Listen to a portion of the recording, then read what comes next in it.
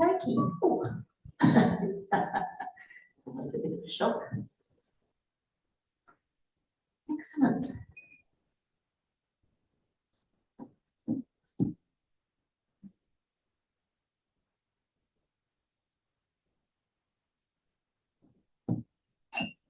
All right, so we're just going to start this with the Refuge and Bodhicitta just on page 28. So if you've got this yellow book, that's all. We'll just do those two verses.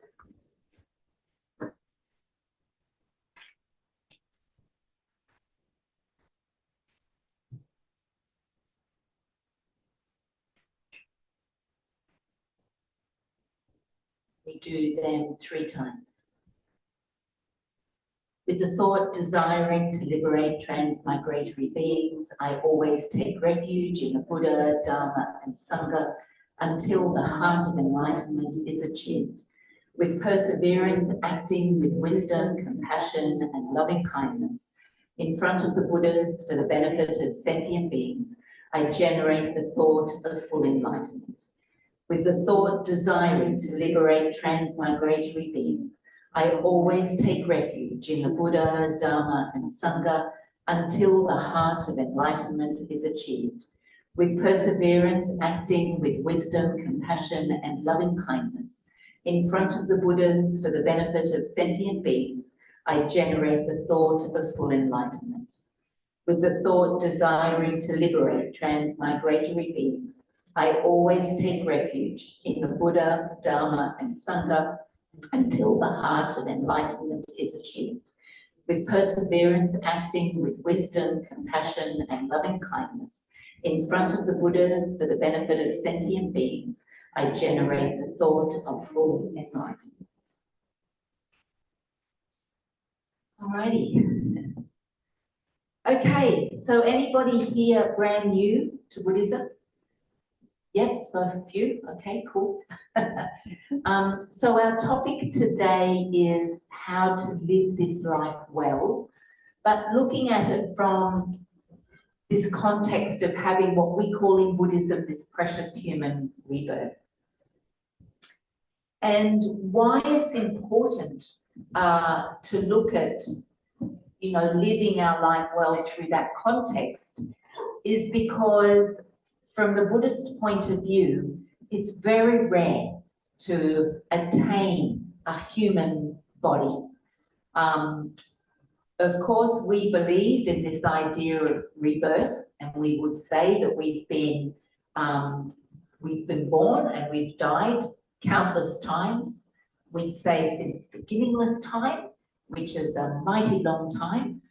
So we've been doing this over and over and over, but we haven't always been humans during all of those births. And so there are many causes and conditions that have to come together for us to have this human body, to have actually taken this human body in this life. And it's rare. The stories would say that getting this human body is as rare as a blind turtle coming to the surface of the ocean and finding a golden yolk and putting his head through it. So every 100 years, I need to add that in. So it's said that this human rebirth is as rare as that, because we don't create the causes and conditions to be able to have a human rebirth. Most of our time, we're creating causes and conditions to remain in suffering, which means we remain in this cycle of existence again and again and again, which is why we've been doing this since beginningless time and seemingly not learning from it, but we're all the same, so we can't get too stressed by that. We just have to keep persisting. So this precious human body is rare, but the trouble is that because we don't recognize that, we also take this human body for granted. We don't actually appreciate the power that we have simply being a human being. Just as, you know, an example, we have the ability to do things with a conscious awareness. We can consciously engage with our world moment by moment. There's no other creature, at least to my knowledge, there's no other creature that has that capacity.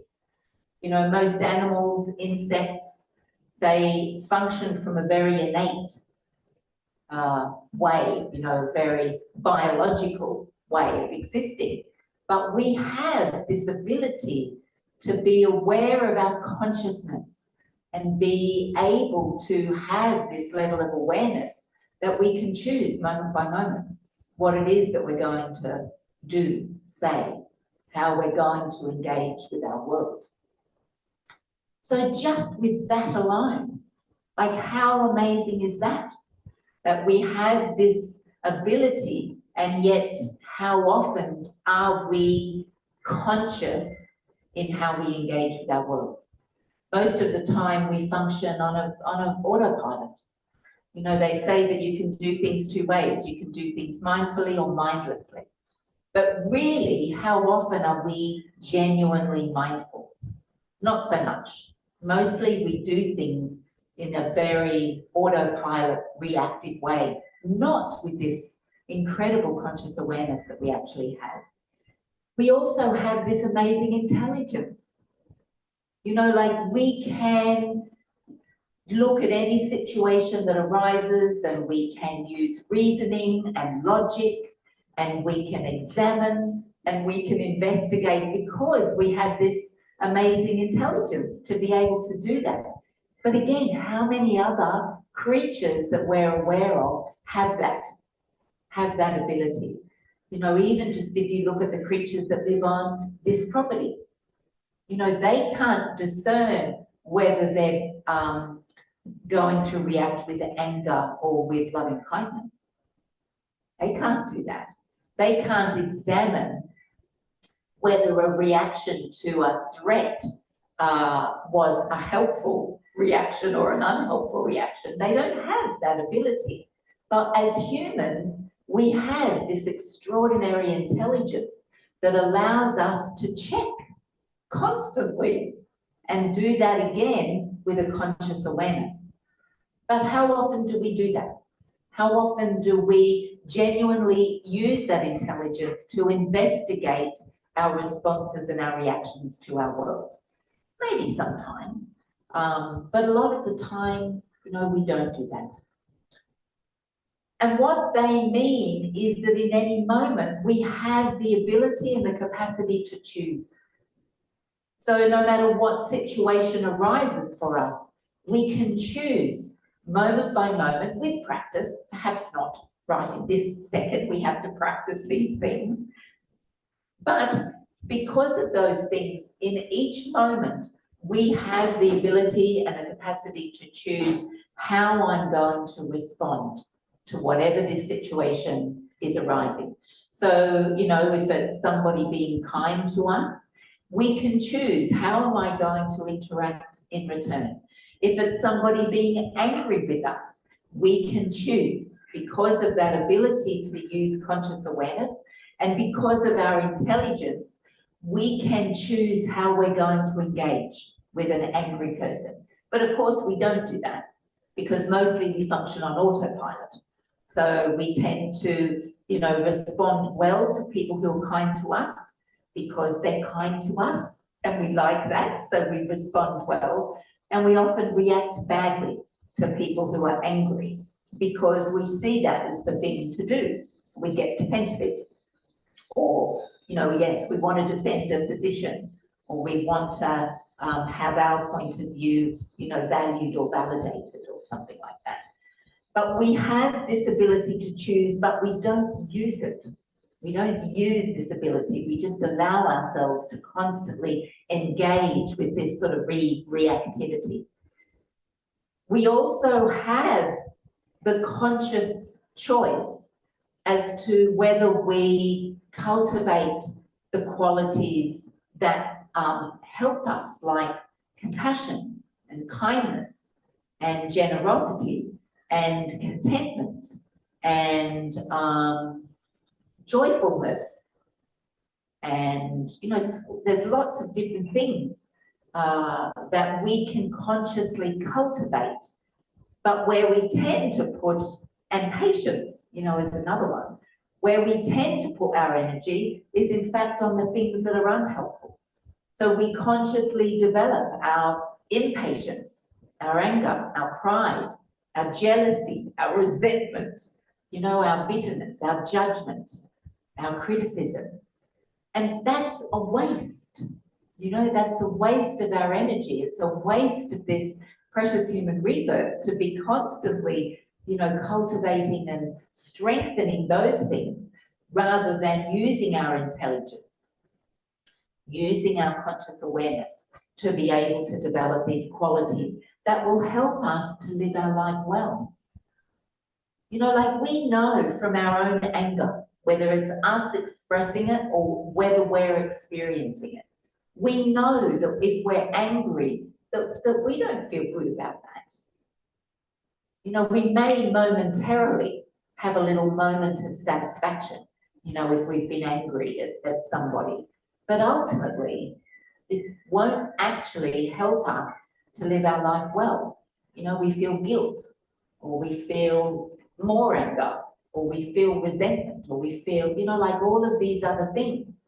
But the qualities that make us feel good help us to live our life well. Kindness, compassion, loving kindness, generosity, patience,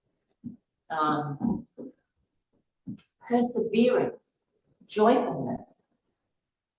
We often create limitations around how we use those things. You know, we tell ourselves that we have limitations. How can I be kind to someone who's causing me or others harm? You know, like that's one of the most ridiculous things I've ever heard. But we do it all the time. All the time. No, they don't deserve my kindness because they're hurting this person. They don't deserve my compassion. You know, we let them off the hook of their bad behavior if we're kind to them. But who actually needs it the most? You know? Like seriously, if they're causing harm, it's because they're not happy people. Why would we not be kind to unhappy people? Why do we only allow our kindness to be shared with those who are already doing okay? But in reality, the people who need it the most are the ones who are causing the greatest harm. So that's another thing. Having this human rebirth helps us to develop these sorts of qualities, and again, to be consciously aware of them, to recognize them, and to be able to choose them. We have this intelligence which allows us to access information. Like there's so much information available to us today. And are we using that information wisely? Or are we blindly accessing information that detracts from having this extraordinary opportunity as a human being? You know, I don't know what you look at online, for example, but sometimes, you know, you've got to ask yourself, is this actually helping my peace of mind? Is it reducing my suffering, what I'm watching or listening to? Or is it in fact exacerbating it? You know, is by watching, you know, these particular things, you know, like some people say, you know, I don't watch the news anymore because it just makes me depressed or, you know, whatever. For me, I do watch the news, and I watch the news because I never want to forget the suffering of others. And it's very easy to get caught up in your own world and in your own life because we're very conditioned to be protective of ourselves. And we think sometimes that by experiencing the suffering of others directly or indirectly, that we're creating suffering for ourselves. But in fact, what it's doing is it's helping us to develop our loving kindness and compassion.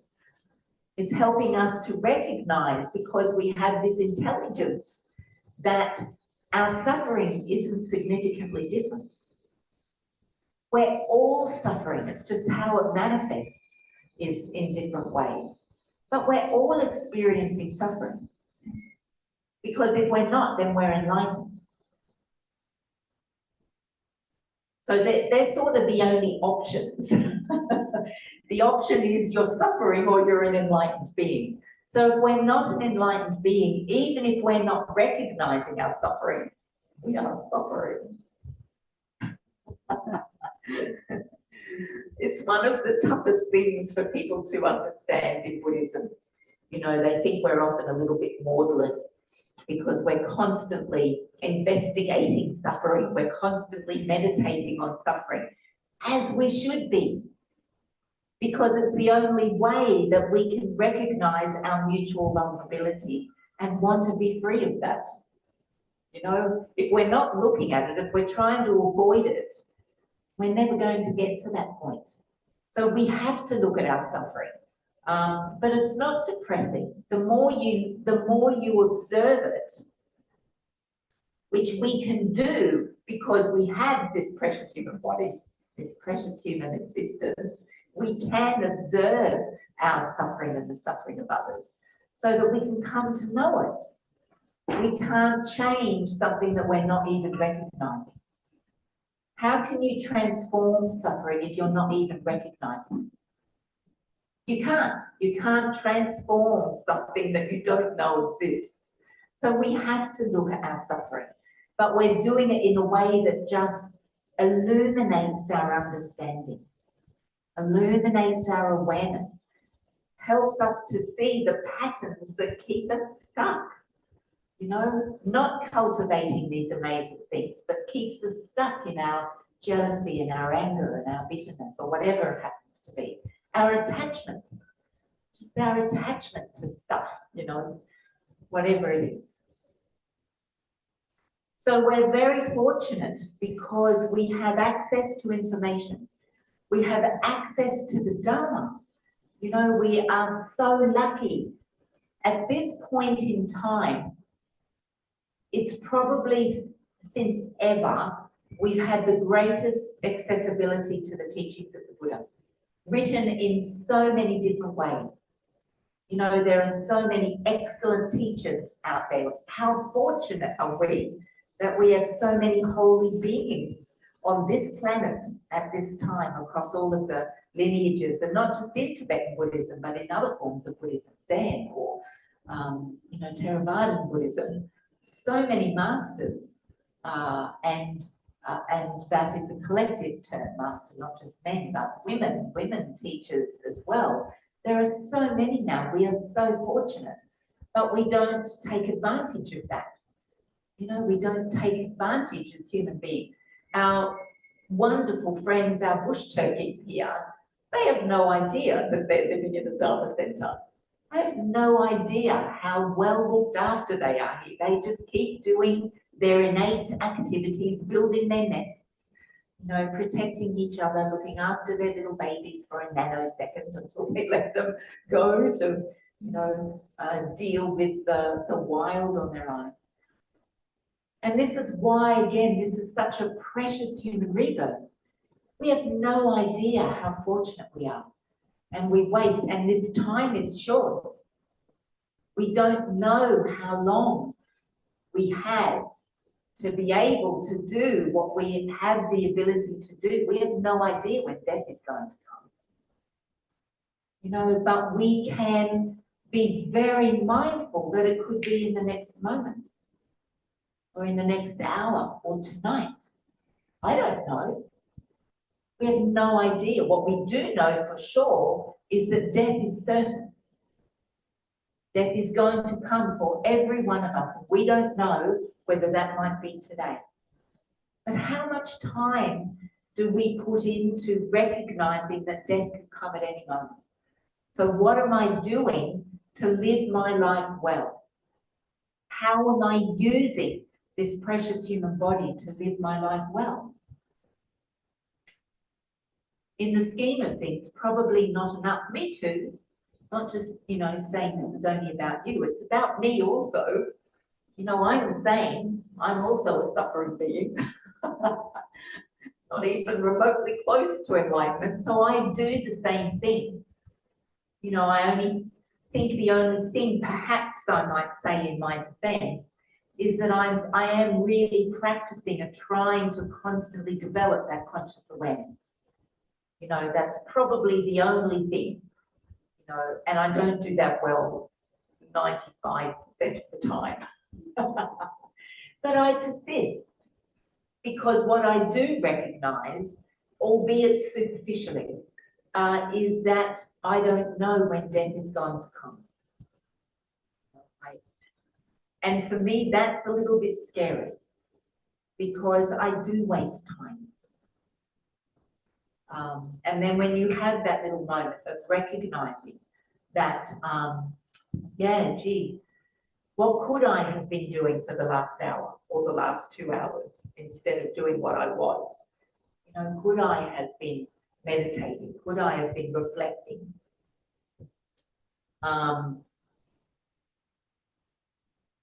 Could I have been pondering Buddha nature? Recognizing that even within my suffering, that I have this pure aspect of mind, that it's there, unless we internalize our confidence in this idea of Buddha nature, we're not going to practice. We're not going to develop our conscious awareness, our consciousness. We're not going to care about our interconnectedness and our interdependence. We're not going to care about the fact that there is not a moment in our day where we are not totally dependent on others. There is nothing that we do or experience where we're not totally dependent on the kindness of another, whether that's direct or indirect. So all of these things are, are like completely interrelated. And it's only through recognizing how precious this time is, how precious this rebirth is, that we then will take advantage of all of these sorts of things. Pondering our Buddha nature. Do I believe there is such a thing or not? If I do, why? Where does that confidence come from? If I don't, how come?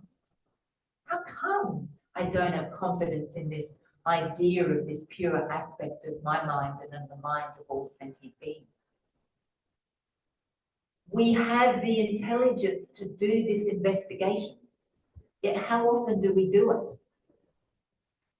We might think about, we'll put more time into thinking about what we're going to have for dinner, probably, than whether or not we actually have Buddha nature and how do we develop confidence in that. We spend more time engaging with, and I'm saying this, why am I saying this judgmentally? Maybe. We spend more time focusing on worldly things that we know are going to continue to actually create the causes of suffering than we are the things that are going to free us from suffering.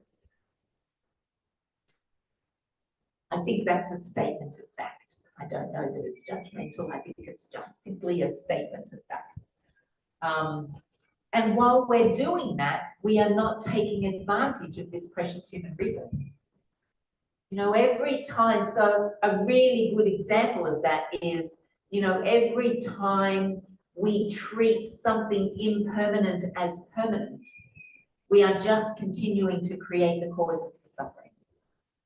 And we're doing that all day, every day. That's why we get upset at stuff. Doesn't matter what it is. We get upset at stuff because we think that stuff is permanent when in fact it's impermanent. So we get upset at, relationships because somebody's not behaving, in a way, or we get sad because relationships break down, friendships end, people die. And that's because we think all of those things are permanent. No relationship is permanent. No living thing will not die. Nothing, like nothing. There's not a single living thing that isn't going to die. And yet we treat things, life, no building is going to likely be here in 10,000 years' time in the form that it's in. No mountain range is going to remain the same. Like everything changes, but we treat things as if they don't change. And that's why also we waste this precious human life being control freaks. We want to control everything all the time. Whereas, the greatest certainty comes from accepting uncertainty. The greatest security comes from recognizing that everything is insecure. Everything. There is no such thing as security. It's a fallacy. The only thing that's secure, and I have to be careful how I say things, lest they be misinterpreted, is Buddhahood. That's the only secure thing, really. It's this mind of enlightenment, this mind of pure freedom, pure love. That's the only certainty. There is nothing else that's certain.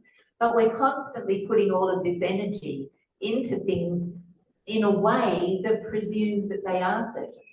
And then we wonder why we get tired and fed up.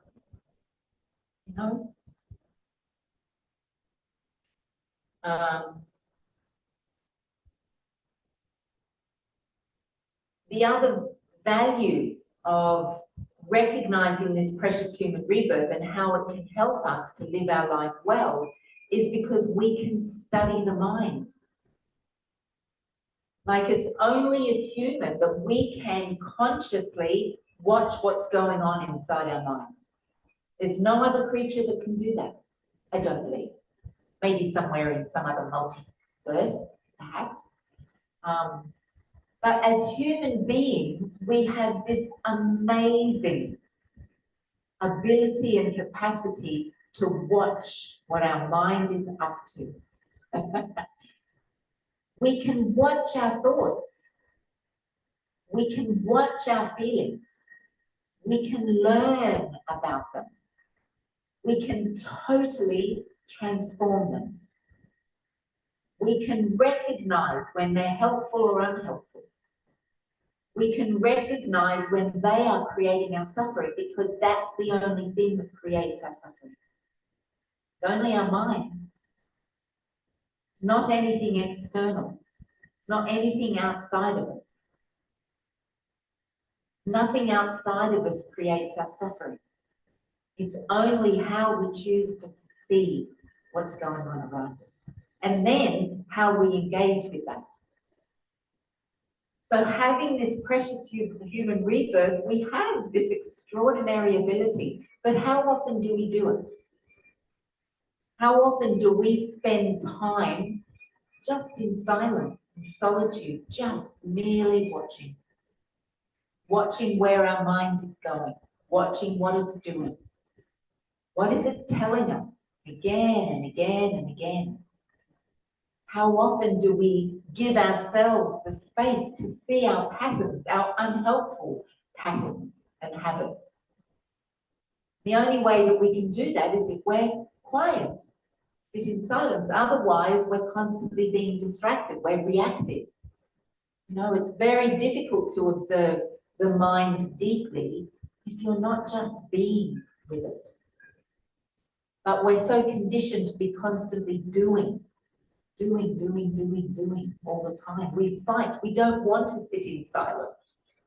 Because when we do that, our only company is our mind. We don't necessarily want to watch that B-grade movie. For me, sometimes the C-grade movie, it's terrible. But it's also joyful because unless you watch it, again, how can you see where your thoughts are taking you? How can you see the stories that we constantly create, the commentary? You're probably doing it now. Creating a story or a commentary about what it is that I'm saying, because this is what we do all day long. All day long, whenever an experience arises, we're creating a commentary around that experience. But we never reflect on it. Well, maybe not never. Sometimes we might. But we don't do it enough. We need to be doing it all day, every day. Don't presume your thoughts are telling you the truth. No, our thoughts are rarely telling us the truth. Our thoughts mostly trick us. But we believe them as if they're the truth, as do our feelings. You know, our feelings, we think our feelings are accurate representations. Our thoughts and our feelings are accurate representations of what is going on. They really are. They really are. Occasionally, they may be momentarily.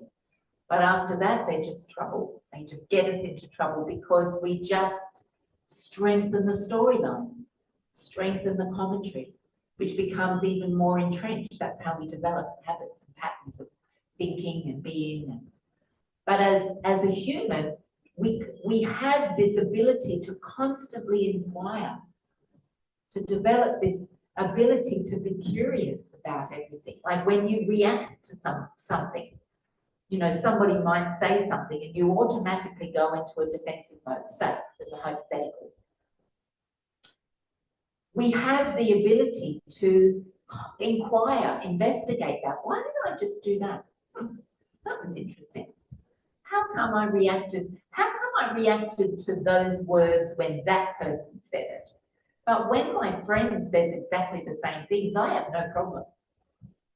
I don't care when that happens.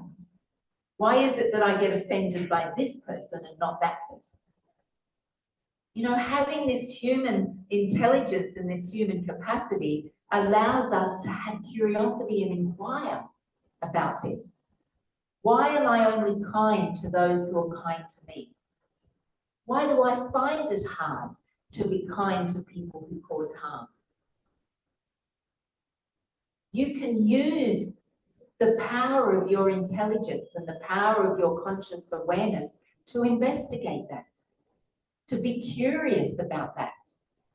In the beginning, you'll probably justify it and defend it because that's what ego wants you to do. But the more that you do, the more that you'll actually start to be okay with seeing why. And it's usually coming out of a place of pride and judgment. You know, that we don't want to be kind to people who cause harm because we don't believe they deserve it. People who cause harm should be punished. We've been conditioned to see this. And again, that's not, you know, you'll have that view or you won't have that view, but where having this human rebirth allows you to investigate that. Where did that even come from? Like, who said? Who said we can't be kind? You know what I mean? But if you don't use this intelligence, then you never do the inquiry. You know, we have to keep checking. So we can learn about our mind, you know, we can learn about our thoughts and our feelings. We can recognize, we can actually start to recognize quite easily our habits and our patterns. It's not as hard as we think it is. It's hard in the beginning because ego resists us learning and understanding, because that's ego's job. Ego's job is to make it hard for us. But the more that we look and the more that we watch, the more that we understand, the more that we can have our little light bulb moments. Oh, there it is. Huh, I see that now. I see that that's what it is. And then we can see all the things that may have influenced that. You know, so it might be some experience back. It might be the family that we grew up in, or the environment that we grew up in, or the school that we went to, the town that we lived in. There's any number of reasons why, but none of those reasons exist inherently in us. They too are impermanent, but we treat things as if they are permanent. So we treat things from the past, something that happened, 40 years ago. I mean, how often have we held on to a resentment of something? Somebody may have said an unkind word to us at some point in our life.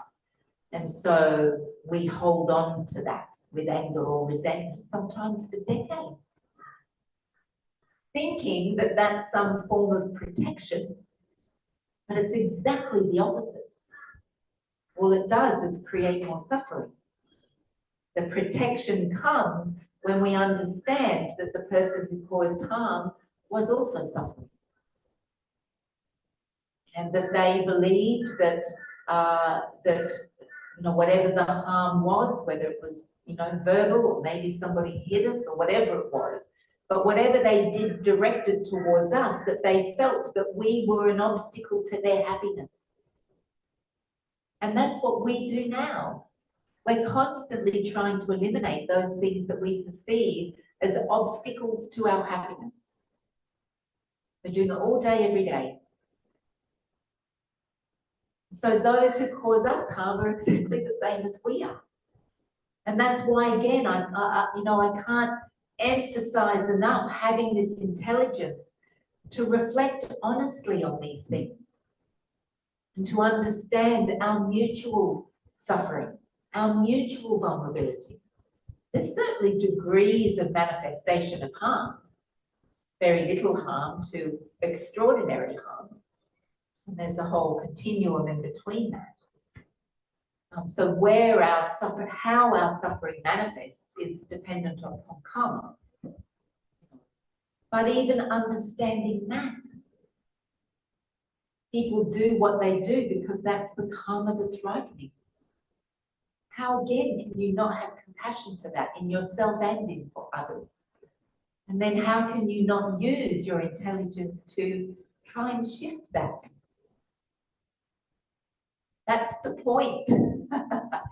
Why we call it a precious human rebirth, why we call this a precious human body, because we have this intelligence. We have this capacity to reflect. We have so much information, so many teachers, this amazing Dharma.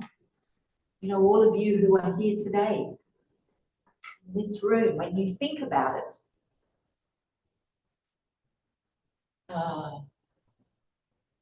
we've got, what, a dozen people here?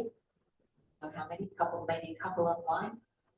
But we've got 8 billion people on the planet. So it's only you that have come to this Dharma Center today, seeing all of these holy objects, being here, seeing the statues, these amazing deities, teachers, understanding the idea of refuge. And that's not random.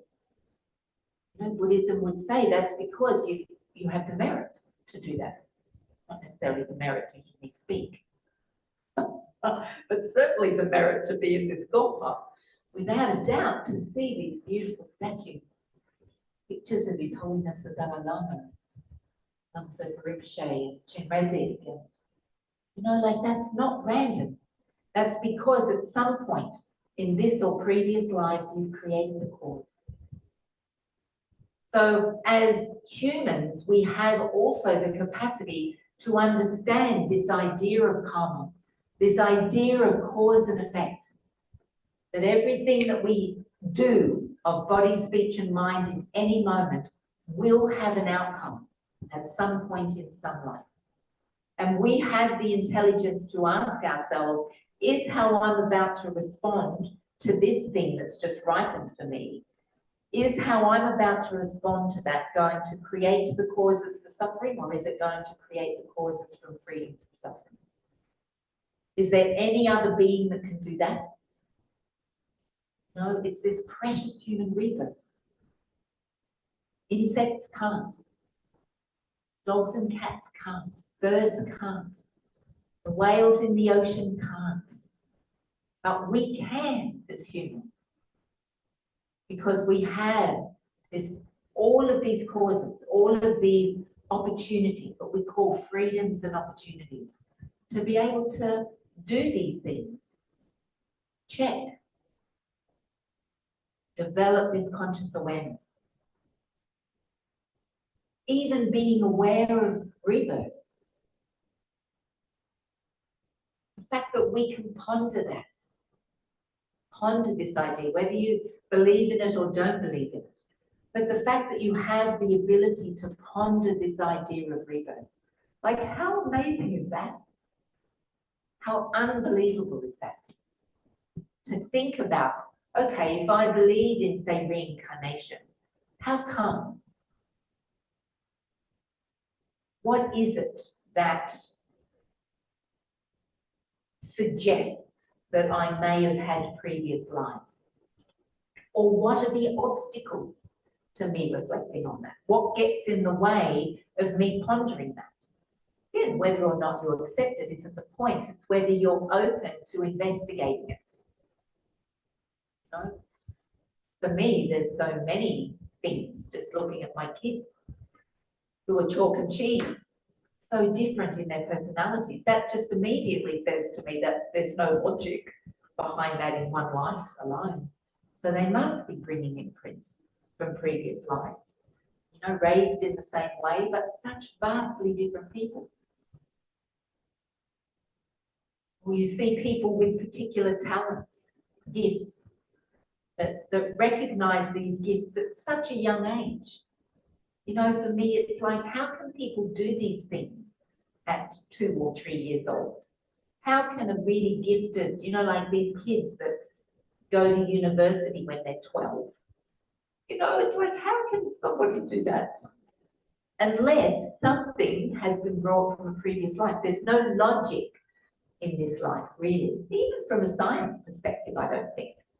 I don't think even science could necessarily, you know, give a valid reason for why some child in some family is so incredibly smart that they could go and do a university degree at 12 years old. They're rare, these kids.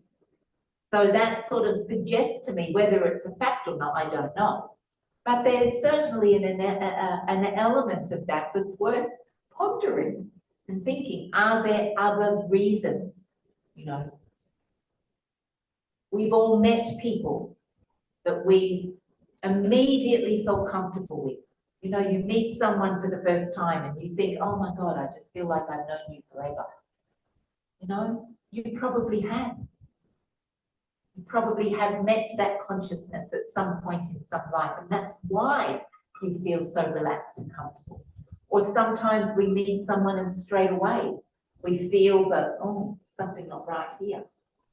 And that's because probably we've had a bad experience with that consciousness at some point in some life. You know, I mean, there's many things that occur to us on a day-by-day basis that if we just open our mind to, that we can explore and investigate, but we can only do that because we have this precious human body, this intelligence, this ability, this capacity. And that we also then have a physical body that supports that. We're healthy and well. You know, there'll be certain people at certain times where it is much harder for them. Perhaps they have a very severe mental illness.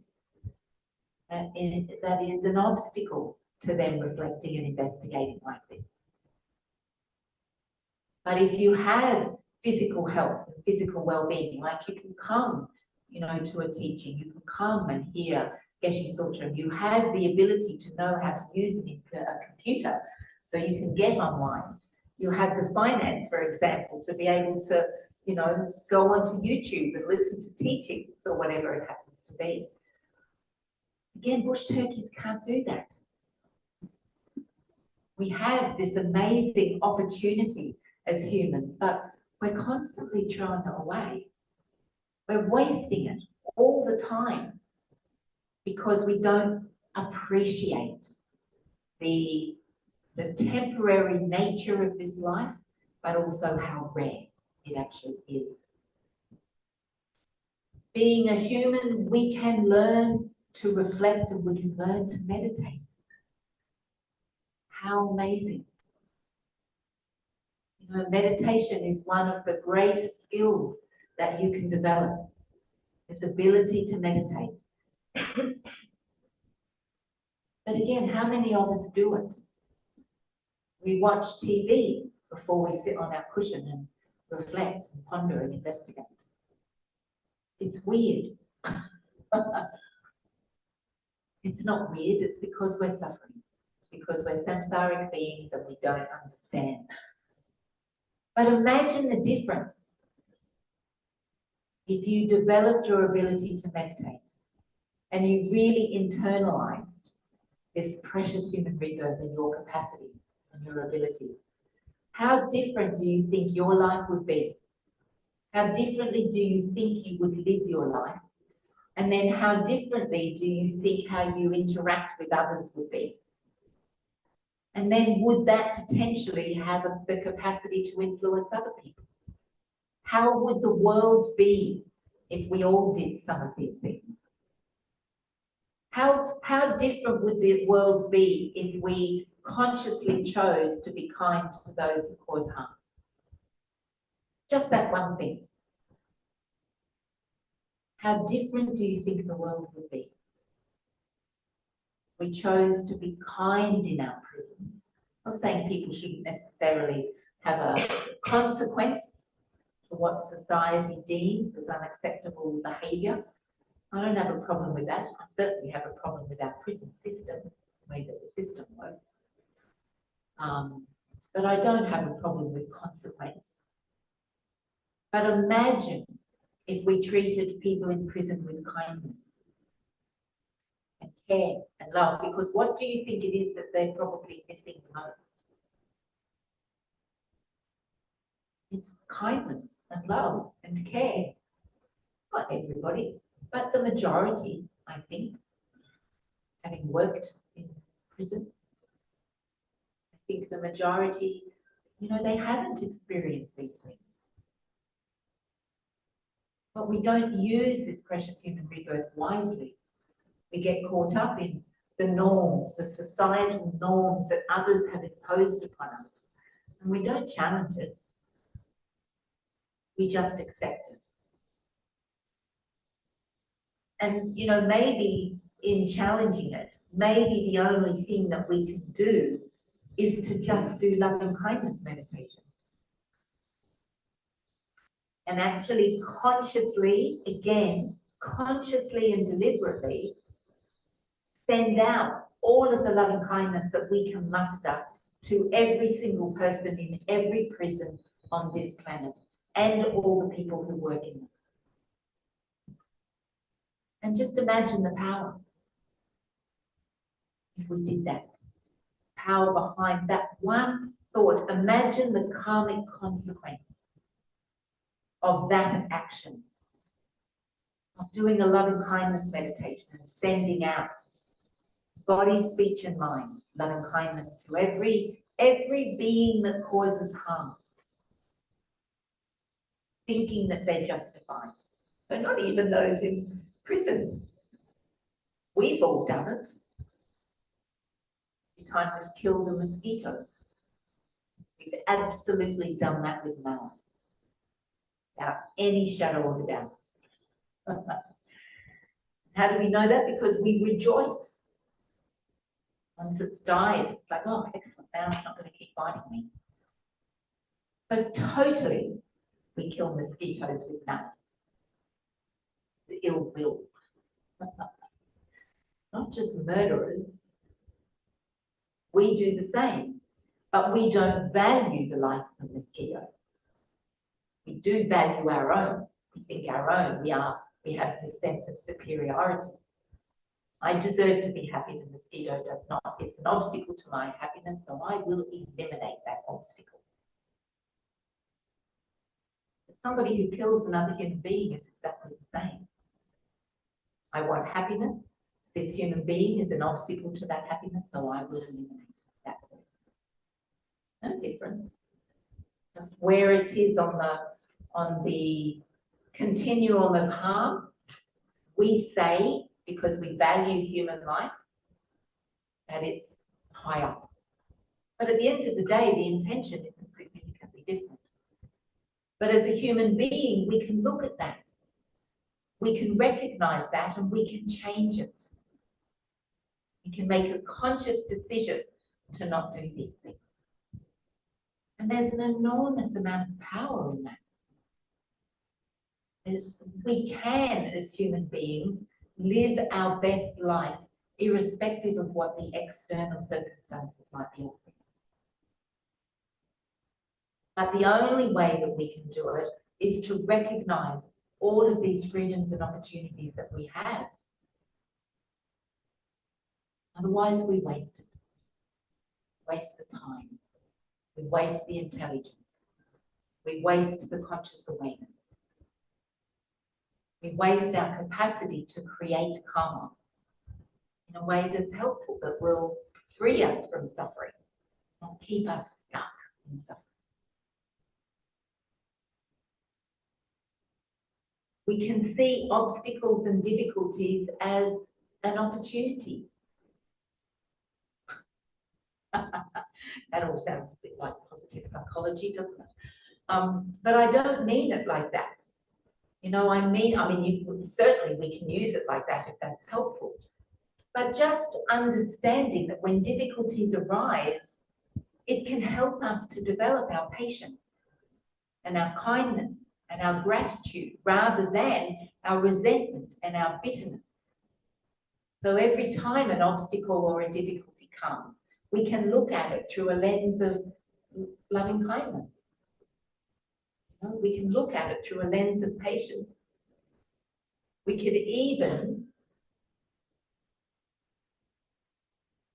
I'll be taking it a bit far, but we can even look at it through a lens of joy.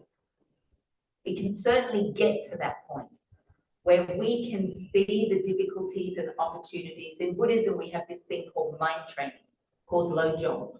And what we do is we say, keep them coming. Keep the difficulties coming. Because without them, how can I develop my patience? Without people who cause harm, how can I develop my loving kindness and my compassion? They are, we say they are the difficulty, the people in particular, the people that cause us harm, we call them our precious good. Because they give us the chance to look at ourselves, to understand our mutual vulnerability and our mutual suffering, and to respond to them in a way that frees us from suffering, not actually contributes to our suffering.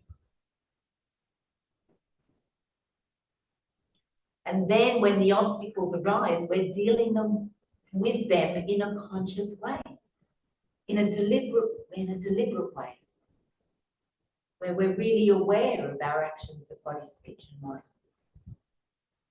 And we can do that any single moment, you know? Any moment. But we tend not to. So, questions or comments? Blab on about this forever, so let's ask some questions first. Yes.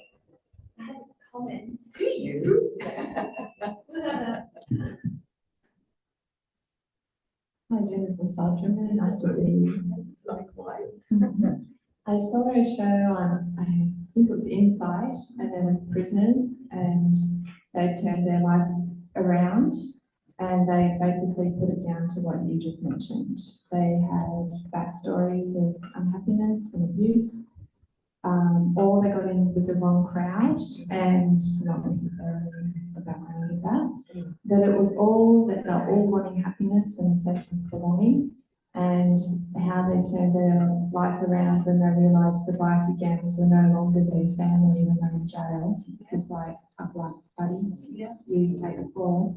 It was more like, you know, they might have found religion, or they might have found community groups, or a way of giving back, and then that's how they found their sense of belonging and felt, you know, love and stuff. So then they just, yeah, it's just a really good story to hear. There's actually there's a doco on Netflix. I think it's Netflix at the moment, called Daughters, and it's about a group of prisoners in, can't remember which prison, but in one of the prisons in America.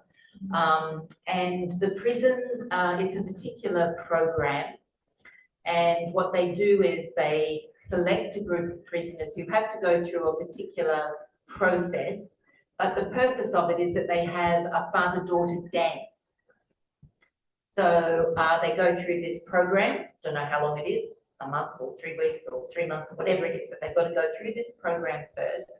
And if they go through this program, then they have a father-daughter dance where the daughters of these prisoners come and they get dressed up and they just have this lovely dance. And the recidivism rate of those men in this particular project, the recidivism rate is something like 3%. Whereas normally the recidivism rate in most prisons is something around 70, 80%. So people who go to prison, 70 or 80% of them will leave prison and then commit further crime. So it was something like a 97% rate of people that did not go back to prison. Unfortunately, in this particular doco, there were a couple of men who hadn't had their sentences finalised and they had committed significant crimes. So they had life sentences or very long sentences, which is really sad in the scheme of things. But again, it's that example of we give people care and concern, and we treat people like human beings, and we give them love, and people do respond to that. But we've been conditioned to see that punishment is a norm, you know, is the accepted norm. But that's why we have trouble. It's why, because it isn't actually the way to go. It's not the way to go. But it's important to recognise that this is, again, anybody who causes harm. It's not just people who cause what society has deemed crime. It's anybody who causes harm. Whenever we cause harm, whenever we say a harsh word to a friend or a family member, we're doing it because we're unhappy. We're doing it because we feel powerless, you know, or we feel, you know, that we haven't been validated or valued. But that's about us. That's why this human rebirth is so important, because as humans, we have the intelligence and the ability to go back and look at how come I don't feel valued. Is it up to others to make me feel valued, or do I need to do that for myself? Do I need others to validate me to be happy? Or can I do that on my own? You know, we have the ability to be constantly investigating this. But if we never investigate it, how will it ever happen? Well, we're constantly reliant on things outside of us for our happiness. We will continue to suffer. No shadow of a doubt. So we've got to start creating our own confidence. And that's why focusing on Buddha nature is really important. You know, Buddha nature, this idea that we have this pure aspect of mind within us right now, this pure, clear, knowing aspect of mind, that we have the ability to access if we just get rid of all this other nonsense that gets in our way, that we just continue to engage with. But then the confidence comes. And then we have no problem sharing the love and kindness with those who cause harm. No problem to it. Powerful, in fact. We feel the power behind it, the strength behind it. Anything else? Other questions? Don't be shy. Otherwise, I just keep blabbing on. What was the name of the dog nature you mentioned before? Daughters. Daughters. It's just called Daughters. Yeah. And it's really nice. It's not that long. I think it's only maybe an hour and a bit or something like that. But it was really, I really enjoyed it.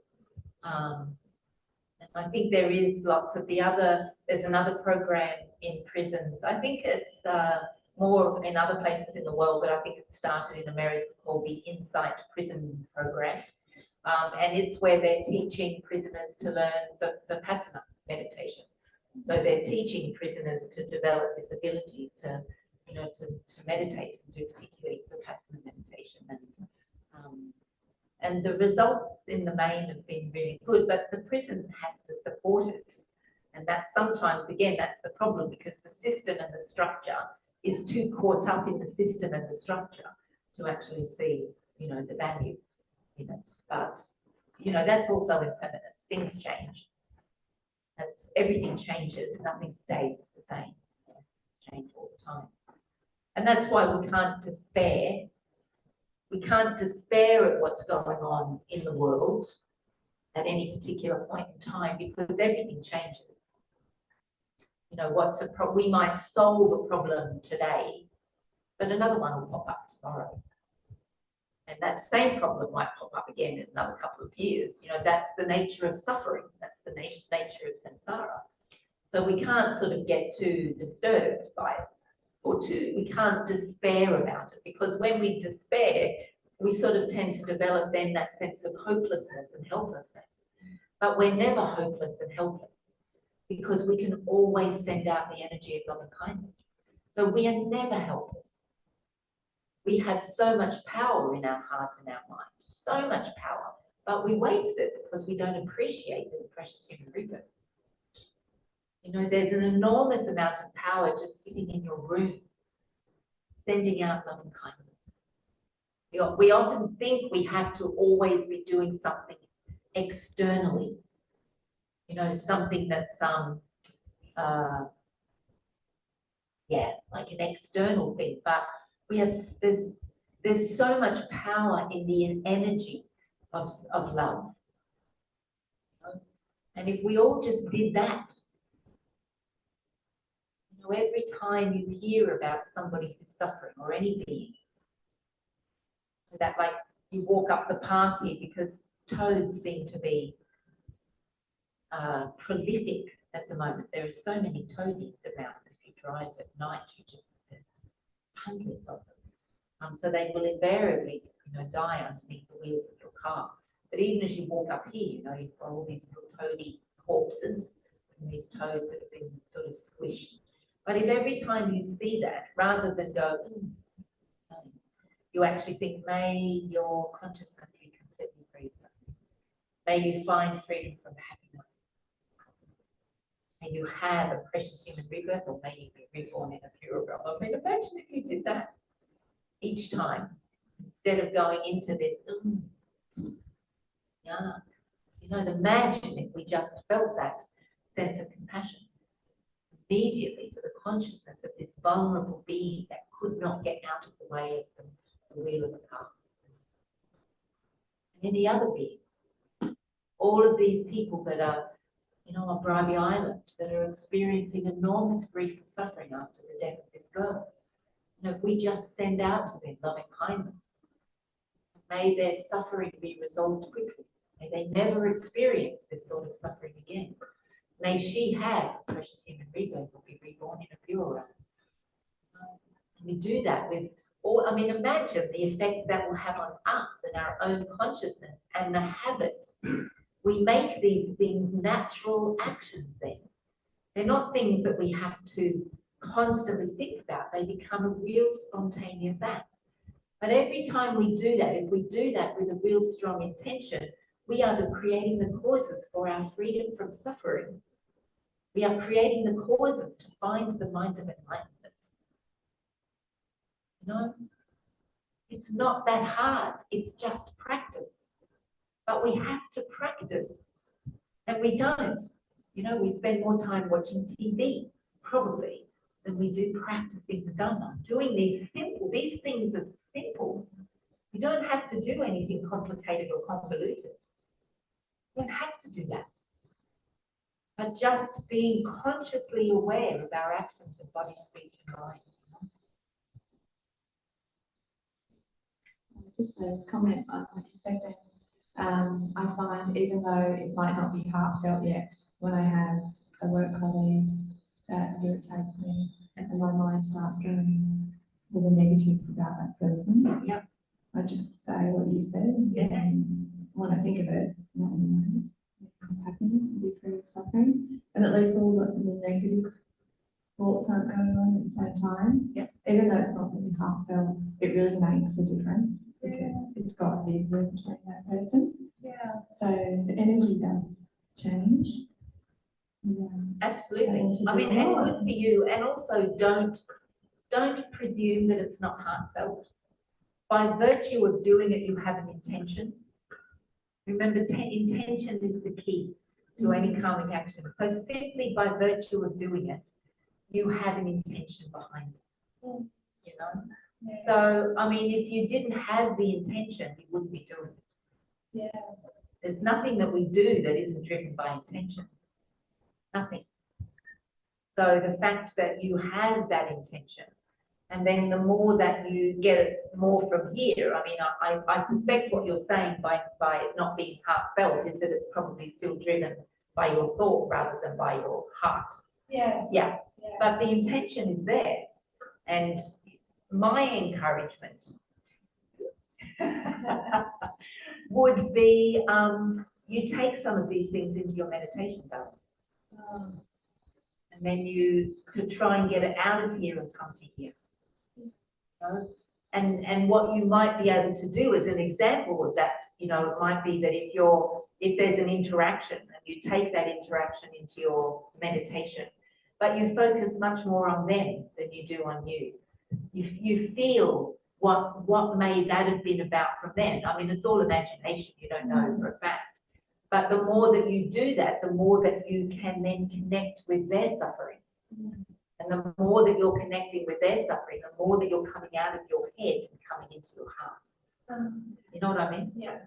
Because I don't doubt your intention is good, but it's just that you're staying here probably. So the only way to come to our heart is through meditation, I believe. So you've got to just bring it and you've got to try and get a sense of where they're at. Again, we can do that intellectually, but it's doing it from a much more sort of experiential sort of thing. Give it a shot. Or not, whatever. Yes. Tsultrim, I've got a question. You're talking about how we always ask for validation and things like this. Yep. Do you think that's our ego being enhanced by our society growing up in the West? Oh, totally. Yes.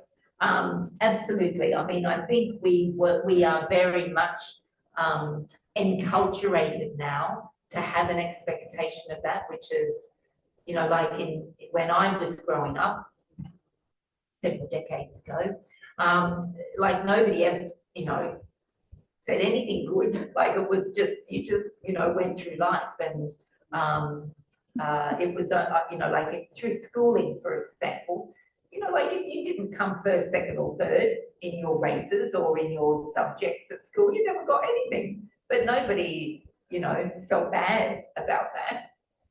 We just continued to play. Could, you know, continue to have a good time rather than be studious. But I think there's many cultural aspects to that, you know, it's like, I think the whole notion of productivity has really changed as well. And, you know, how we define failure and success and all of those things, I think that's changed a lot in the last sort of 30 or 40, 50 years. So I think all of those things contribute. But the fact that at schools now, you know, particularly in primary school, every kid gets a ribbon. For me, it's setting them up. Because the reality is we are going to fail in life. Like, it's inevitable. It's inevitable that we make mistakes. It's inevitable that we're going to fail. And that's not bad. That's part of being human. But it's almost, again, we've created this world where that is seen as bad. We must never fail at anything. I mean, how ridiculous. Like, that's absurd.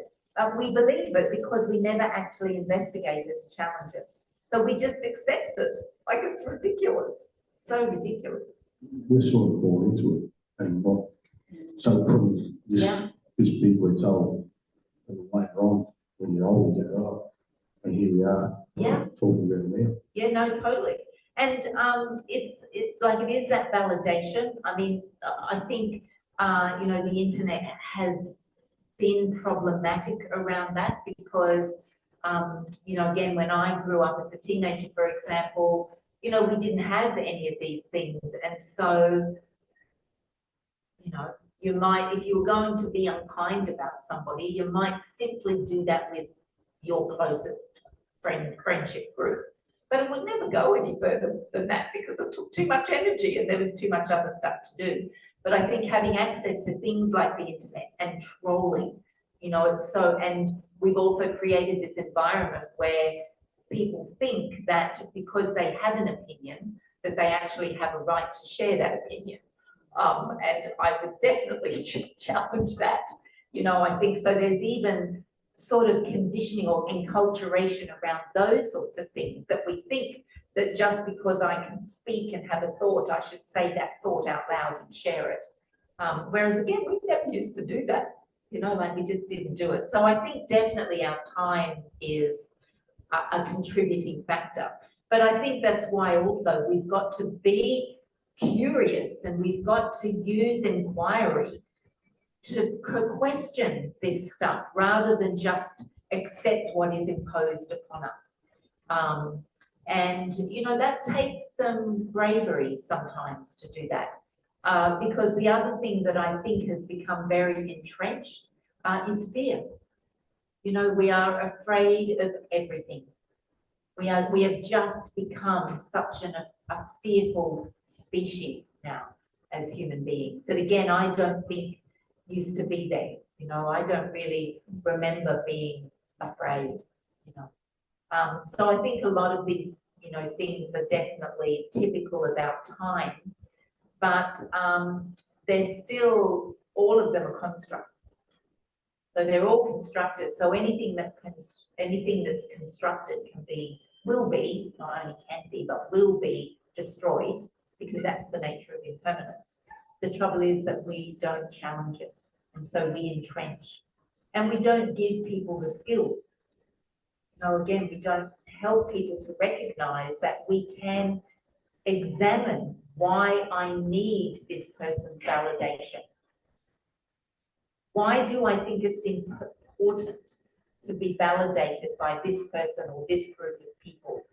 You know, it's like we have the ability to look at that and examine and investigate it rather than just accept this thing that gets us into trouble and, you know, ruins our self-esteem and just, you know, like it's a nightmare. We give away so much power as human beings. We just give away so much power and agency because we believe what somebody else is telling us. And I used to be the same. I was totally the same. I had low self-esteem for most of my life until I found the Dharma and until I started practicing the Dharma and actually started to recognize, you know what, how other people judge me is not my concern. It's just not my concern. I can't control how other people are going to judge me or respond to me. You know, that's always up to them. And once I learned that, then suddenly you actually feel some freedom. It doesn't mean that you can behave badly. Well, I am a little bit wanting behaving badly from time to time. But it does mean that if you do, the only person that can take responsibility for that is yourself. And that you are your witness to that bad behavior. You know, like again, it doesn't matter how other people might choose to judge you. Your consciousness, your conscience and your consciousness and, you know, with whom, whoever you take refuge in, they are your witnesses, nobody else. Yeah, but it's really interesting when you start to think about it and look at it. And that we can, no matter what the external circumstances are, if we use this precious human rebirth wisely, no matter what happens, we can live our life well. It's just, what is our definition of well? You know, my definition of well might be vastly different to the definition of well of somebody who lives in a small, you know, village in Nepal. But we never check, because we presume that my definition of well is an accurate representation and a permanent representation, but it isn't. And that's the problem, because we never actually, we're guided by these external forces. We're told we haven't got a big house, we haven't got 2 cars, we haven't got the big TV, you know, if we haven't, whatever it happens to be, if we don't take the annual overseas holiday, or we don't have the high-paying job, because that's what we're told means living life well. But tell that to a Nepali child in a small village, I can tell you, they would disagree with you. But we never reflect, just accept way too much. Anything else? Any other questions or comments?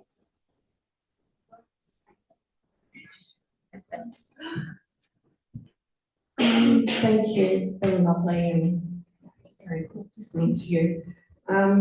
It's really nice to come to this 2 Eve and get away from the hustle and bustle of life. And I come here and I can get back in touch with who I am. But then I'll go home and, like this lady in front of me said, work colleagues, you go to work. I work with about 15 different women. Yep. And I'll take that in, I'll send out love to them. When I'm at work, I try to be as peaceful as I can be, but then there's a lot of extroverted people as well, whereas I'm more of a peaceful person. Yeah. So how do I deal with this? Like, I'm happy to be myself, I'm happy to be that way, but I'm not sure if it's fully accepted in that outside world, if that makes sense. Sure. With a lot of different personalities as well that maybe don't even know what Buddhism is. Yeah, but I think, you know, again, this is a good example. You don't have, like, how can I say it? Like, you don't have to be what other people think you should be. You know, like, I'm an introvert. I'm an introvert by nature. I am quiet. I love my solitude. I work at Karuna in Brisbane, you know, the PMT palliative care service. So I work down there. And I'm quite a, you know, antisocial person. Yeah, but you know, there may be some people, again, I don't know how they perceive it, because not my concern how they choose to perceive it. Yeah. I mean, it honestly doesn't matter. If you do your job well, you have to, you know, if there's aspects of your role where you have to engage as a team, then you do that from the perspective of your role, and also just, you know, working effectively in your workplace. But outside of that, like, we have a lot of our staff down there, they'll get together at lunch and eat together, you know, at lunch. I never, ever eat with them. Only if we're having a special event. We have a special event and we're bringing in special food or something, then I will.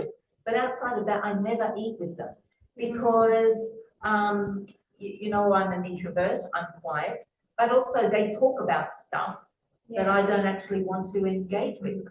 How they judge me for that, like, I have zero interest.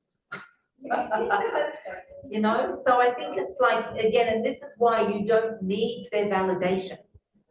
You know, they will judge you however they will judge you. There will be people in your workplace that judge you highly because of your confidence at not having to engage with all the kerfuffle.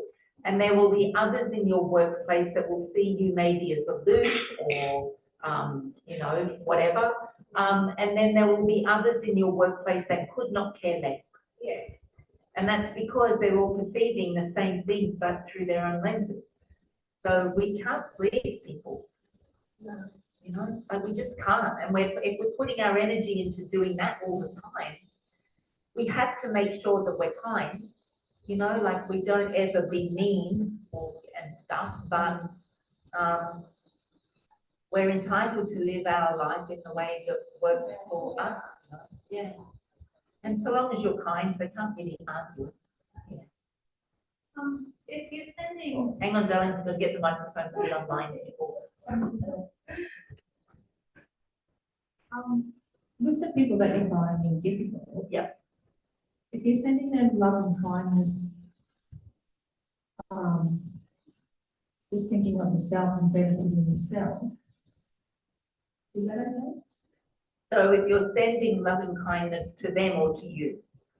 To them, but with the thought that it's freeing yourself. Okay, so no, that's not great. So what we have to do is we have to ensure that in any karmic action, so in any action that we do, intention is the most important thing. So if you have the intention of sending them love and kindness because you're recognizing their suffering, so they're being difficult because they're suffering, okay? Everybody who's difficult is suffering. Nobody who's difficult is not suffering. So if you're sending them love and kindness because you want them to be free of that suffering, then you have a good intention.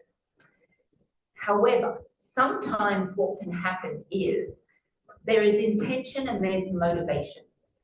And what can happen, and an example of this is maybe you have an intention to be kind to somebody, but there is actually a motivation of self-interest.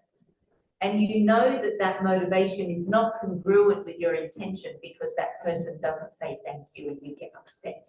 Even if it's just a momentary twinge, but you do a kind act for somebody. I mean, we all do it. We've all done something kind for somebody and they haven't said thank you. And we automatically feel affronted by that. That's because we may have had an intention to do a kind act, but our motivation was self-interest. So we've got to try and make our motivation and our intention congruent. And that's again where we use our intelligence to explore and check. So you can say, I really, really want this person to be free of suffering. But if you say, because then that will make life easier for me, then you know your motivation is self-interest, and that's incongruent with an intention of genuine loving kindness, you know. The reality is, though, that if you send out loving kindness, even if they don't continue, even if they still continue in the same way, what will happen with practice is that you will no longer see it as a difficulty. So the trouble is often that we do things with the expectation that somebody else's behaviour is going to change. We don't have to change their behaviour, it's ours we've got to change. We've got to change our thoughts, our words, and our actions.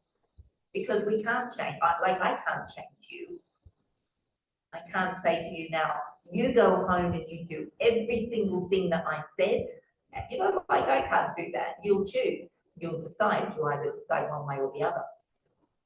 But that's sort of not my concern. You know what I mean? It's like I just do what I can and then people take or leave, which is perfectly fine. So if somebody's causing you difficulty and you want to send out love and kindness for them, it's very much worth checking to see what that intention is about and what your motivation is. But the instant you feel a twinge of anything, twinge of anger, twinge of frustration, twinge of resentment, you know that your motivation and your intention are not congruent. Make sense? Yeah. Yes. comment on that too. Very good, Terry, you're doing very well, you're thinking, that's good. It is all happening, sparking out there. I must admit, mine is a bit maybe wisely selfish intention Yeah. more than anything, Yeah. because I'm more like, I don't want to have more negativities in my mind, which Sure. is going to cause myself harm. Yeah. I'm not expecting the person to change. Yeah. I just find if I think that thought, it's better than the opposite of the thought, and instead of making things worse from my mind, not from how they react to me, it makes it better. So, and for the first time, I think, in this job, from what you've been mentioning too, I've always in the past been like, oh, please like me. If you don't like me, I'll just try harder and try more else. And for the first time, I'm like, hey, I get it, you don't actually want to communicate with me much, except I'm all over by thanks for the day, see you later, Charlie Brown. And now I'm like just accepting that. Yeah. And I'm going, I just don't try. I just go, this is what you need and what you want, so I don't try. Yeah. And I'm so much more relaxed now. Yeah. And I don't have to worry, I just don't have to really care, No. if you know what I mean. Yeah, yeah. And it's just I think, so again, I much- think you've got to be careful though, that there's not an indifference to it. You know, like you don't want to be indifferent to others' experience. You know, it's like, it's still, we've got to make sure we've still got that understanding of our mutual suffering. You know, it's like whenever we get a new staff member at Karuna, I will always say to them, I don't say good morning. Please don't take it personally. But saying good morning every day to me is probably the most useless activity. You know, it's like, so I just tell people, it's not you, it's totally about me. But as soon as I get to work, I start work, I have a load of stuff to do, and I'll be, you know, straight away. So you can say good morning to me and that's fine, and I may or may not respond. But please don't take it personally. It's not personal. I don't say good morning to anybody. You know what I mean? And everybody's fine with that because I sort of lay it out, you know, I make it clear so that people don't get offended again. It's not you, it's me. And people generally, I mean, they'll laugh in the first instance, but they're grateful because when you're new to a workplace, you automatically go into the negative stories. I'm like, oh, why doesn't the nun like me? Why doesn't Tsultrim? That's not, you know, and then they'll start going and talking to somebody else. But it's like, I just don't have time for all this, you know, stuff. And eventually everybody starts to make a joke of it. So it's very good then. But, you know, it's like, but I think we also then have to be careful that we're not coming from a mindset of indifference. We have to always be aware of our mutual suffering. People who say good morning, oh no, that's a generalization. I better not say that. That's a generalization. It's probable, not always the case, but it's probable that people who regularly say good morning want to have a good morning back. Again, that maybe it's just that their intention and motivation again are not congruent. Again, generalizing, not always the case, but I suspect people who may be a good morning person, that makes them feel good when they get a good morning back. Yeah, half the time I don't even say that to the person. No. Because I get that that's not what they want. No, They're no. like, I need 2 shots of coffee to be able to communicate like this. So I just go, okay. Yep. But I think that's good, you know, I think we do need to just be aware of our own stuff. But again, never through that lens of indifference, always recognizing our mutual suffering, our mutual vulnerability.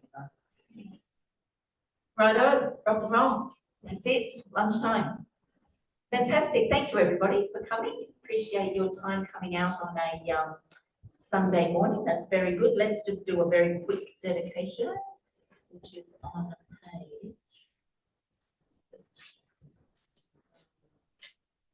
I think we just want a short one.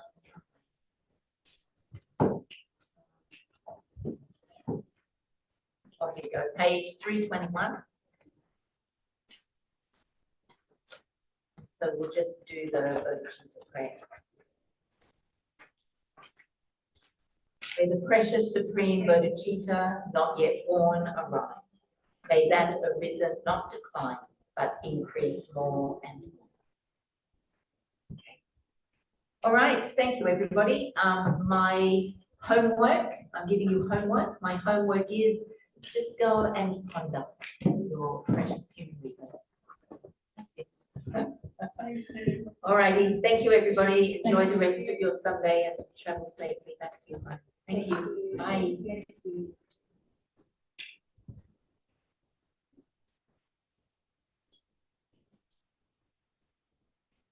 Thank you.